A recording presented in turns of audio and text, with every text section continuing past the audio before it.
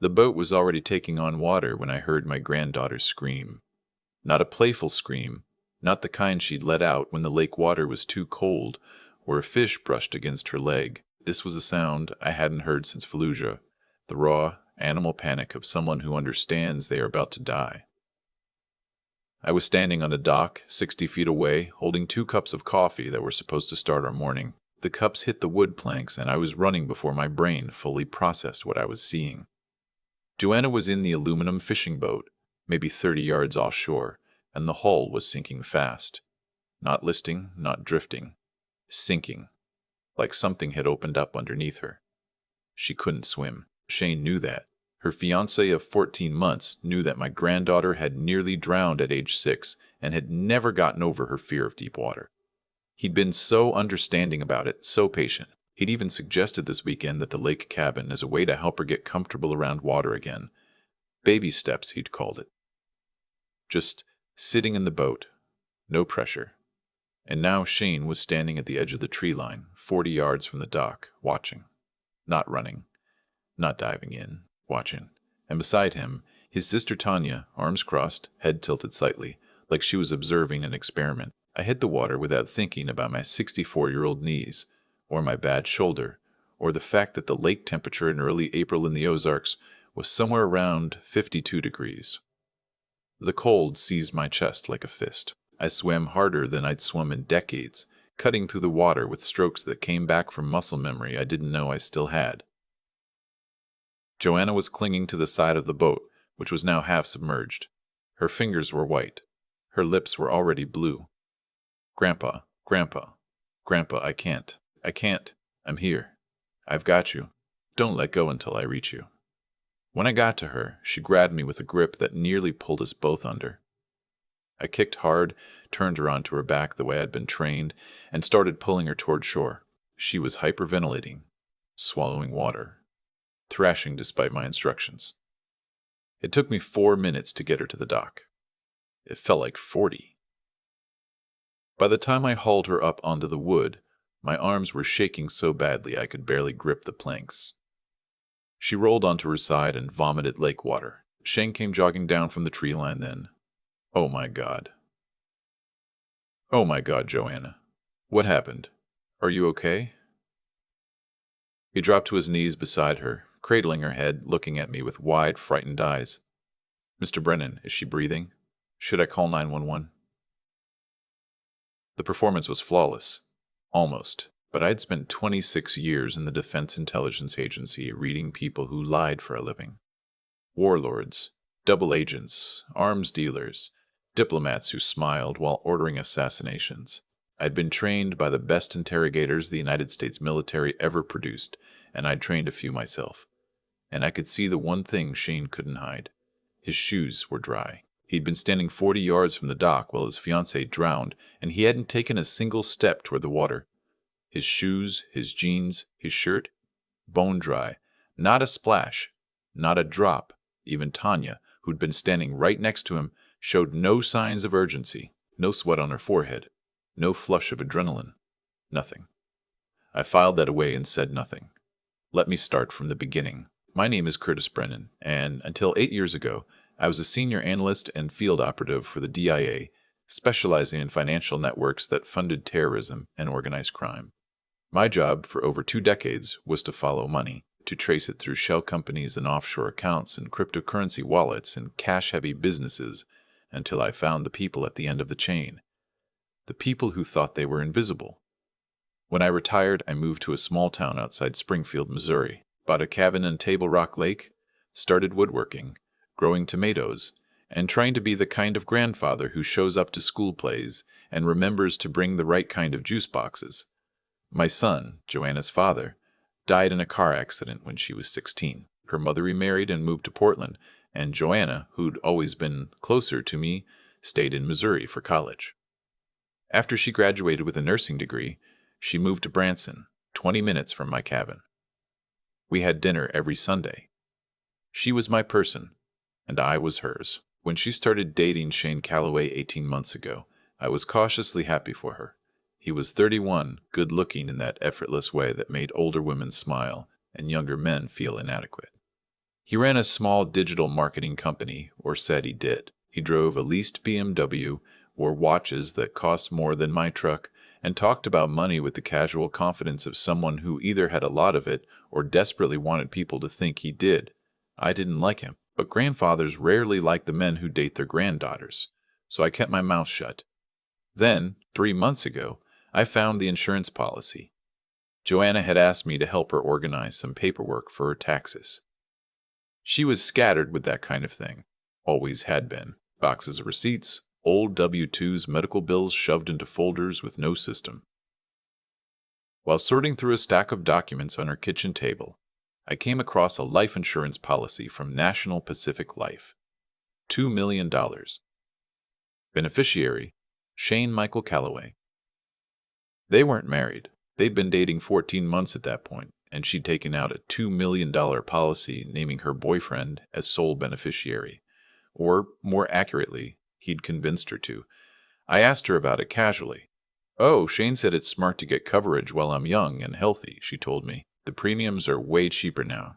And he said since we're basically engaged, it makes sense for him to be the beneficiary. He's going to do the same for me." I asked if he had. She paused. "Not yet, but he's working on it. His credit situation is complicated."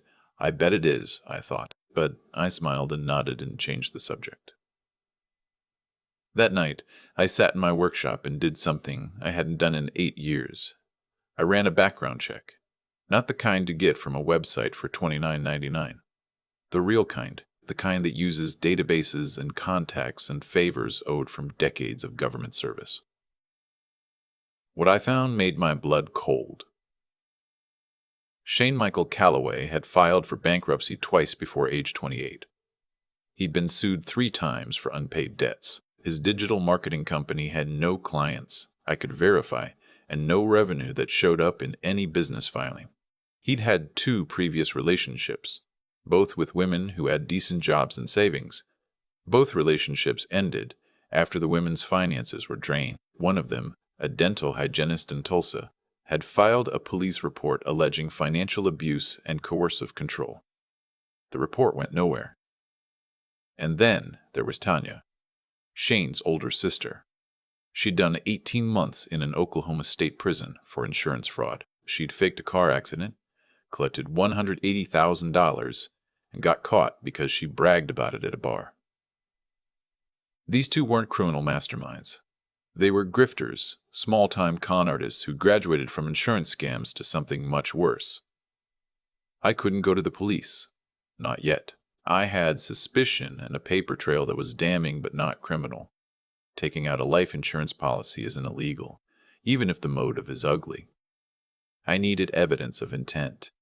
I needed to catch them planning. So I did what I'd been trained to do. I watched, I waited, and I prepared. Over the next 2 months, I made a series of quiet moves. I contacted Mitch Salazar, my former partner at DIA, now running a private intelligence firm out of Dallas. Mitch and I had spent 3 years together in a windowless office in Stuttgart, Germany, tracking Hezbollah financing networks. He owed me nothing. We were even many times over. But when I called and explained, he didn't hesitate. "I'll have a team on standby within 2 hours of your signal," he said. "You press the button, we roll." What kind of timeline are we looking at? I don't know yet. They haven't made their move. They will, Mitch said. People like this always do. They get impatient. They need the money. He was right. 2 weeks later, Shane proposed to Joanna. She said yes. And almost immediately he started talking about the lake trip. "I want to do something special," he told her. "Just us, your grandpa, and Tanya. A quiet weekend before the wedding planning starts. I know this amazing cabin on Table Rock Lake. It's so peaceful." The cabin he found was remote. 6 miles from the nearest paved road, no neighbors within a mile, and critically, spotty cell service. He'd done his homework. I did mine. 3 days before the trip, I drove to the Taney County Sheriff's Office. I asked for Sergeant Delgado, a woman I'd met at a community pancake breakfast the year before. Smart, no nonsense, mid-30s. I told her I was worried about the trip. I framed it as an overprotective grandfather's anxiety. Old man nerves, I said. But I described the insurance policy, Shane's bankruptcy history, Tanya's fraud conviction. I watched Sergeant Delgado's expression shift from polite patience to sharp attention. That's a lot of red flags, Mr. Brennan. It might be nothing. I just want someone to know where we are and to come looking if I don't check in by noon on Saturday. She agreed. She also quietly ran Shane and Tanya through the system and confirmed what I'd already found, plus one thing I hadn't. Shane had been named as a person of interest in a drowning investigation in Lake Texoma, Oklahoma, 3 years earlier. A woman he'd been dating had drowned during a boat outing. It was ruled accidental. The case was closed. I nearly pulled Joanna out of the trip right then, but I'd been doing this work long enough to know that pulling her out would only delay the inevitable. Shane would try again. Maybe next month, maybe next year. And next time, I might not be there. I needed them to commit to the act so law enforcement could put them away for good, but I wasn't going to let my granddaughter be the bait without stacking the deck so heavily in her favor that failure wasn't possible. The morning of the trip, I inspected the fishing boat at the cabin while Shane and Tanya were unloading groceries. It took me 2 minutes to find it, a drain plug in the hole that had been loosened, now removed, but turned just enough that it would work itself free with engine vibration. 15 minutes on the water, and the boat would start flooding. 30 minutes, and it would be on the bottom. For someone who couldn't swim, in 50-degree water, with no life jacket, because I noticed Shane had quietly removed 2 of the 3 life jackets from the dock box the night we arrived, it would be fatal within minutes. I tightened the drain plug, firmly, then I loosened a different one, slightly, so it would leak slowly enough to be noticed, but not fast enough to be dangerous. I wanted the boat to take on water. I wanted Joanna to get scared and call for help. I wanted Shane to reveal himself by what he did or didn't do, but I also placed 3 things where they couldn't be seen: a waterproof GPS tracker under the boat's bench seat, a life jacket under the dock, wrapped in a garbage bag, where I could grab it in seconds, and a small waterproof camera, motion activated, mounted on the dock post, pointed at the tree line. Then I called Mitch. "We're here. The plug's been tampered with. It's happening tomorrow morning, probably. I'm going to let it play out enough to get evidence, but I need your team within striking distance. I have 2 guys in Branson already, 40 minutes by vehicle, 12 by helicopter. You press the button, Curtis." That night, I barely slept. I lay in my bunk in the cabin's loft, listening to Shane and Tanya talking in low voices on the porch below. I couldn't hear the words, but I didn't need to. I had a parabolic microphone, no bigger than a pen, clipped to the porch railing. It was recording everything to a micro SD card I'd retrieve in the morning. At 5:47 a.m., I listened to the recording. Shane's voice. "She won't feel a thing. The cold will numb her in 30 seconds. After that, she'll go under in 2-3 minutes tops. By the time Grandpa notices, it'll be too late. And even if he gets to her, what's a 64-year-old man going to do? He'll drown trying to save her." "Tanya, what about the investigation?" "Shane, what investigation?" She went out in the boat.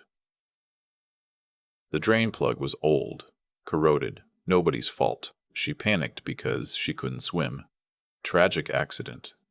We grieve, we wait 6 months, we file the claim. Tanya and the old man? Shane, if he drowns trying to save her, that's even cleaner. 2 tragic deaths. Nobody suspects the grieving fiancé and his sister. We're out of here with $2 million in 12 months.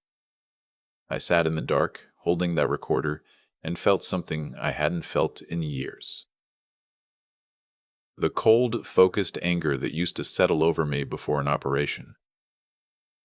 The kind that doesn't make you shake or sweat. The kind that makes everything very still and very clear.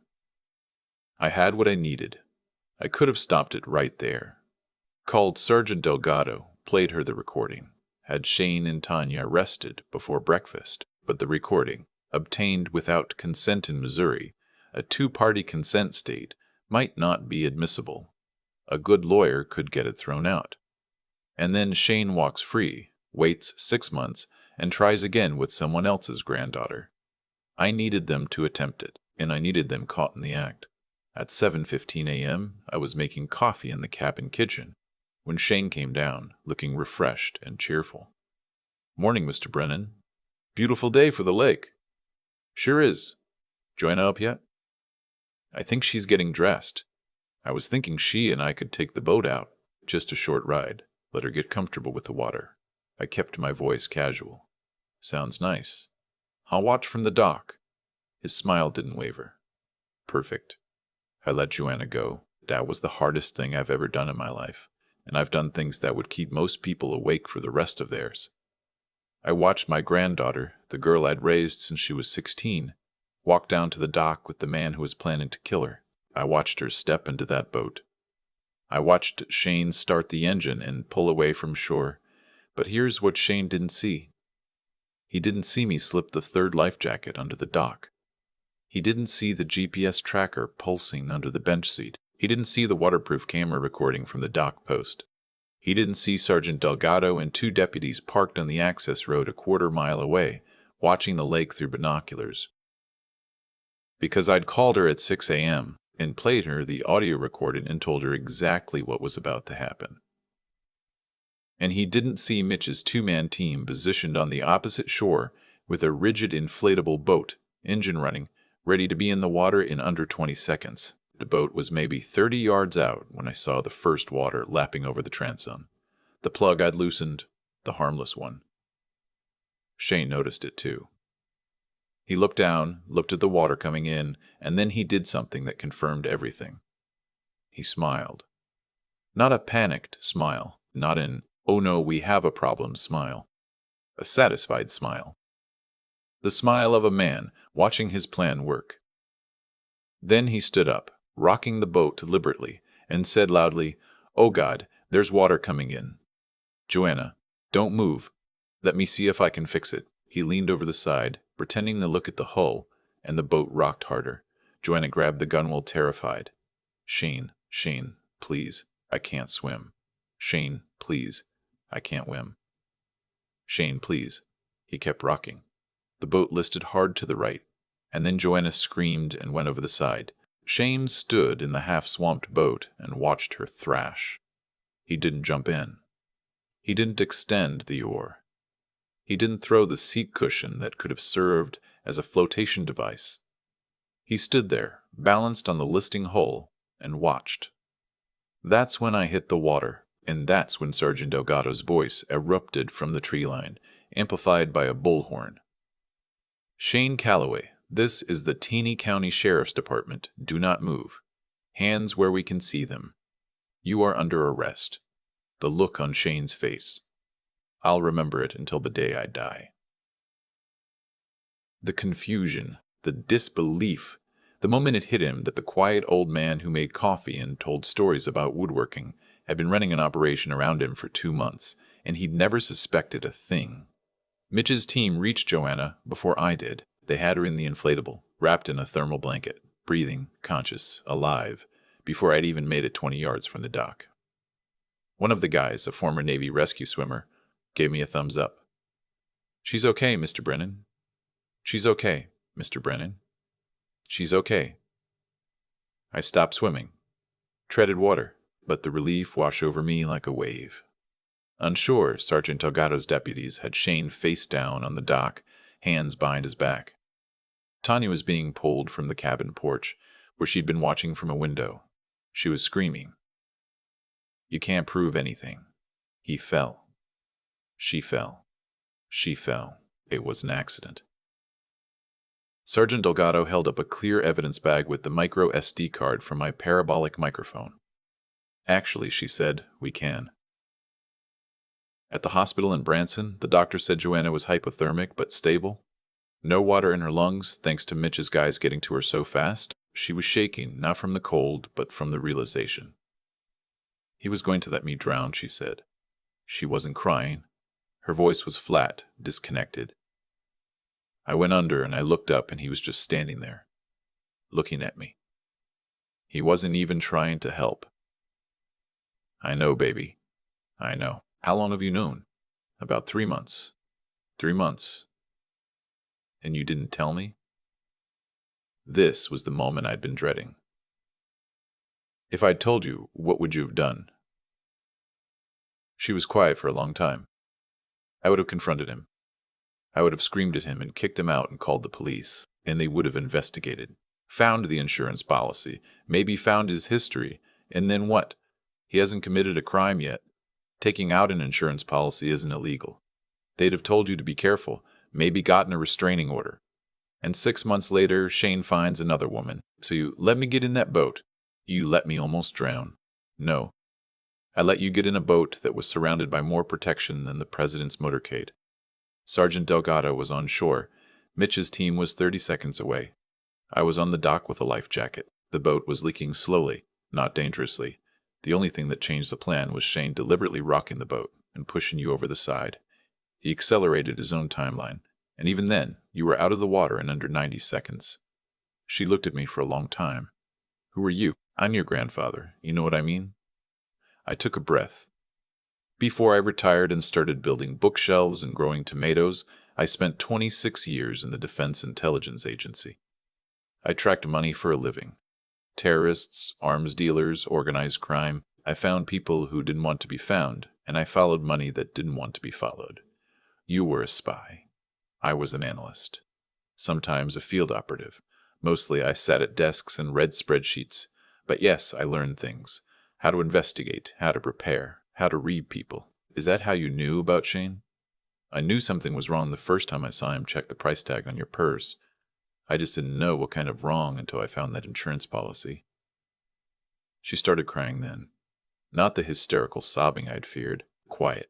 Slow tears that rolled down her cheeks while she stared at the ceiling. I loved him, Grandpa. I actually loved him. I know you did, and that's not your fault. Loving someone who doesn't deserve it doesn't make you stupid.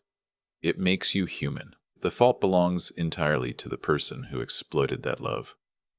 I reached over and took her hand. She squeezed so hard I thought she might break my fingers.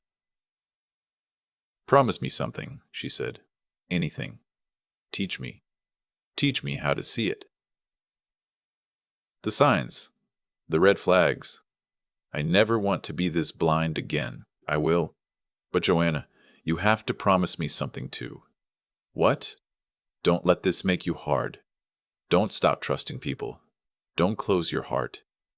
What I'm going to teach you is how to protect yourself while staying open. That's the balance. Cautious, but not cynical. Aware, but not afraid. She nodded slowly. The trial took 8 months. The prosecution had everything. The audio recording, which turned out to be admissible because the parabolic microphone captured the conversation from a common area of the rental property, not a private space. And Missouri law allows recording in areas where there's no reasonable expectation of privacy. They had the video from the dock camera showing Shane watching Joanna drown without making any move to help. They had the tampered drain plug with Shane's fingerprints. They had the removed life jackets found in the trunk of Shane's car. They had the Lake Texoma drowning case, reopened and reclassified as suspicious. And they had Tanya, who cracked within 6 hours of interrogation and gave up everything in exchange for a reduced sentence. Shane tried to claim it was all a misunderstanding. The drain plug was old. The boat was in poor condition. He froze when Joanna fell in. It happens, his lawyer argued. Not everyone is a hero. The jury didn't buy it. They were out for 3 hours. Shane Calloway, guilty of attempted murder in the first degree. Guilty of attempted murder in the first degree. Guilty of conspiracy to commit insurance fraud. Guilty of conspiracy to commit murder. Sentenced to 35 years, no possibility of parole for 25. Tanya Calloway, guilty of conspiracy to commit murder and insurance fraud. 15 years, eligible for parole in 10. When the judge read the sentence, I was sitting in the second row. Joanna was beside me, steady, composed, strong. She didn't flinch when Shane turned to look at her from the defense table. She met his eyes and didn't look away until he did. That night, Mitch flew in from Dallas. We sat on the porch of my cabin with a bottle of Woodford Reserve and watched the sun set over Table Rock Lake. "You did good, Curtis. I almost didn't call you. Almost thought I was being paranoid." Mitch took a sip of bourbon. Paranoid is when you think the mailman is a government agent. What you did was pattern recognition applied to threat assessment. That's not paranoia. That's tradecraft. I'm too old for tradecraft. He laughed. "You're too old to be swimming in 50-degree lake water. That's for sure." Tradecraft, you're never too old for. We sat in silence for a while, listening to the crickets and the low lap of water against the dock. "There was a woman in Lake Texoma," I said. 3 years ago, she drowned. They ruled it accidental. I know." Mitch's voice was quiet. My team pulled the file. Her name was Kimberly Voss, 29 years old, dental assistant. She'd taken out a $500,000 policy 6 months before she died. Beneficiary was her boyfriend, who broke up with her posthumously when the investigation got uncomfortable and moved to Missouri. Shane. I stared at the lake, somewhere underwater just like this. A young woman had died because nobody saw what I saw. Nobody looked twice at the charming boyfriend with the expensive watch and the empty bank account. Nobody asked why a 29-year-old dental assistant needed $500,000 in life insurance. "They're reopening the case," Mitch said. "Your evidence tipped it. The prosecutor in Oklahoma is building a new case for murder one. Shane's going to spend the rest of his life in prison, Curtis. Because you paid attention." I didn't say anything. I finished my bourbon and watched the stars come out. Joanna came by the cabin the following Sunday, same as always. She brought pot roast, same as always. But when she walked in, I noticed something different. She moved differently, more aware of her surroundings. Her eyes swept the room before she settled in, a habit so subtle that most people wouldn't notice it. I noticed. Over dinner, she told me she'd enrolled in a self-defense class and a financial literacy course, and she'd started volunteering at a domestic violence shelter in Springfield, talking to women about the warning signs of coercive partners. "I want to help people see what I didn't see," she said. "I was educated, I had a good job, I had you, and I still missed it. Imagine the women who don't have any of that. That's a good thing you're doing." She set down her fork and looked at me. "I went to a shooting range last week." "Oh? Don't look at me like that. I'm not becoming some kind of vigilante. I just realized that I've spent my whole life relying on other people to protect me. You, the police, Mitch's team. I want to know that if something happens and nobody's there, I can handle it myself." I leaned back in my chair. "Your father would be proud of you." Her eyes got bright, but she didn't cry. She'd done enough crying. He'd want to know I'm safe. You are, and you're going to stay that way. Not because someone else is protecting you, but because you learned how to protect yourself. She smiled, the first real smile I'd seen from her in months. "So, when do we start the tradecraft lessons?" I laughed. "We started 8 months ago. You just didn't know it." She threw a dinner roll at me. "Last month I was in my workshop, sanding a walnut bookshelf I'd been building for Joanna's new apartment, when my phone buzzed. A text from Sergeant Delgado. Oklahoma grand jury indicted Shane Calloway for the murder of Kimberly Voss. Trial set for September. Thought you'd want to know. Also, Joanna applied to our Citizens Academy program. She's going to be good." I set down the sandpaper, wiped my hands, and walked out onto the porch. Table Rock Lake was flat and silver in the late afternoon light. A pair of ospreys circled above the water, hunting, patient, seeing everything. There's a line from an old training manual I used to give new analysts. I don't remember who wrote it, but it stuck with me for 30 years. The most dangerous person in the room isn't the one with the biggest weapon. It's the one who's been watching quietly and knows exactly what's happening before anyone else does. Shane Calloway saw a retired old man with sawdust on his jeans and dirt under his fingernails. A grandfather who told long stories and made strong coffee and didn't seem to notice much. He saw exactly what I wanted him to see. Outside, the osprey folded its wings and dove, hitting the water with barely a ripple, and came up with a fish in its talons, clean and precise and absolutely certain.